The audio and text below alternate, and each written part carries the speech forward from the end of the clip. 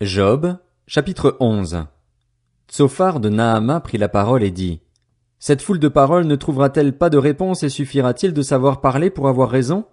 Tes bavardages feront-ils taire les hommes? Te moqueras-tu sans que personne ne puisse te confondre? Tu affirmes: Ma manière de voir est indiscutable et je suis pur à tes yeux. Si seulement Dieu voulait parler, s'il ouvrait la bouche pour te répondre et te révélait les secrets de sa sagesse qui dépassent de loin notre compréhension, tu verrais alors que Dieu oublie, à ton avantage, une partie de ta faute. Prétends-tu pénétrer les profondeurs de la pensée de Dieu? Prétends-tu découvrir ce qui touche à la perfection du Tout-Puissant? Elle est aussi haute que le ciel, comment t'y prendras-tu? Elle est plus profonde que le séjour des morts, que pourras-tu en savoir? Ses dimensions sont plus longues que la terre et plus larges que la mer. S'il passe, s'il emprisonne, s'il convoque à son tribunal, qui s'y opposera? En effet, il discerne les hommes faux, il voit l'injustice sans même y prêter attention. En revanche, l'homme à la tête creuse aura de l'intelligence quand le petit d'un âne sauvage naîtra comme un être humain. Quant à toi, si tu changes d'attitude, si tu tends tes mains vers Dieu, si tu éloignes l'injustice de ta façon de faire, si tu ne laisses pas le crime habiter sous tes tentes, alors tu pourras lever un front dépourvu de taches, tu seras ferme et sans peur. Tu oublieras tes souffrances, tu ne t'en souviendras pas plus que de l'eau qui s'est écoulée. Ton existence aura plus d'éclat que le soleil en plein midi, tes ténèbres seront pareilles à la lumière du matin, tu reprendras confiance parce qu'il y aura de l'espoir. Tu regarderas autour de toi et tu te coucheras en sécurité. Tu t'allongeras sans personne pour t'inquiéter et beaucoup rechercheront ta faveur. En revanche, les yeux des méchants s'épuiseront à chercher sans succès un refuge. Pouvoir rendre l'âme, voilà quelle est leur espérance. Job, chapitre 12. Job prit la parole et dit: On dirait, en vérité, que vous représentez tout le genre humain et que la sagesse mourra avec vous. J'ai tout autant d'intelligence que vous, je ne vous suis en rien inférieur. Du reste, qui ignore ce que vous dites? Je suis un homme dont les amis se moquent, moi qui faisais appel à Dieu et à qui il répondait. Le juste, l'homme intègre, un objet de moquerie. Il faut mépriser le malheur. Telle est la devise des hommes heureux. Le mépris, voilà ce qu'il réserve à ceux dont le pied trébuche. La tranquillité règne sous les tentes des pillards, la sécurité chez ceux qui provoquent Dieu, chez celui qui se fait un Dieu de sa force.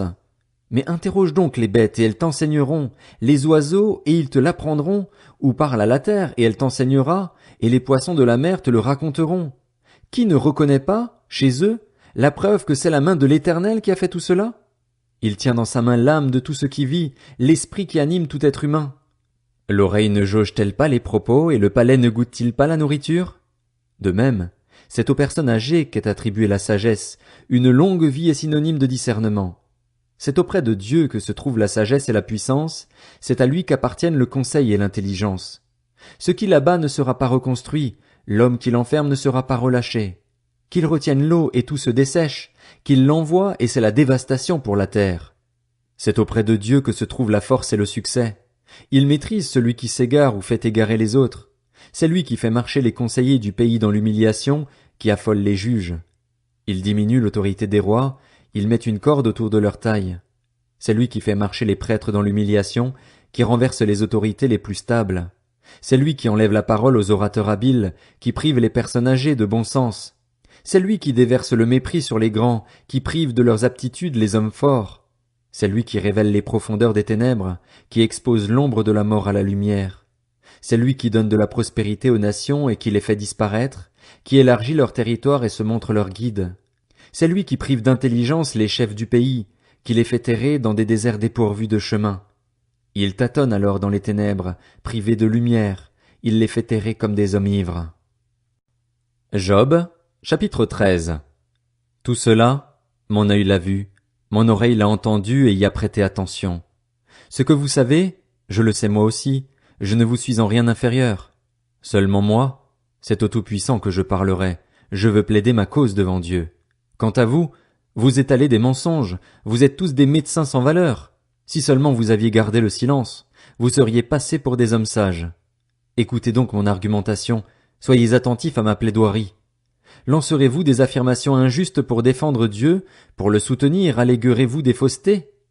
Allez-vous faire preuve de partialité en sa faveur, si vous plaidez pour lui? S'il vous examine, vous approuvera-t-il, ou le tromperez-vous comme on trompe un homme? À coup sûr, il vous le reprochera, si vous faites, même secrètement, preuve de partialité en sa faveur. Sa majesté ne devrait-elle pas vous épouvanter? La terreur qu'il inspire ne devrait-elle pas s'abattre sur vous? Ce que vous rappelez, ce sont des proverbes aussi légers que la cendre, vos protections ne sont pas plus solides que l'argile. Taisez-vous, laissez-moi, c'est moi qui veux parler, quoi qu'il m'arrive. Pourquoi défendrais-je ma personne avec acharnement? Au contraire, je vais risquer ma vie. Même s'il me tuait, je continuerai à espérer en lui. Oui, je défendrai ma conduite devant lui. Cela même peut servir à mon salut, car aucun impie n'ose se montrer en sa présence. Écoutez attentivement mon propos, prêtez l'oreille à mon explication. Me voici prêt à défendre ma cause, je sais que j'ai raison. Qui plaidera contre moi? Alors je me tairai en effet et j'expirerai. Seulement, accorde-moi 2 faveurs et je ne me cacherai pas loin de toi. Éloigne ta main de moi et que tes terreurs ne me tourmentent plus. Puis appelle et moi je répondrai, ou alors je parlerai et tu me feras entendre une réponse. Quel est le nombre de mes fautes et de mes péchés? Fais-moi connaître mes transgressions et mes péchés. Pourquoi caches-tu ton visage et me prends-tu pour ton ennemi? Veux-tu faire trembler une feuille agitée? Veux-tu poursuivre une paille toute desséchée? En effet, tu écris contre moi des paroles amères, tu me fais payer les fautes de ma jeunesse. Tu mets mes pieds dans des entraves, tu surveilles tous mes mouvements, tu suis de près les traces de mes pas. Pourtant, l'homme tombe en pourriture, comme un habit rongé par des mites.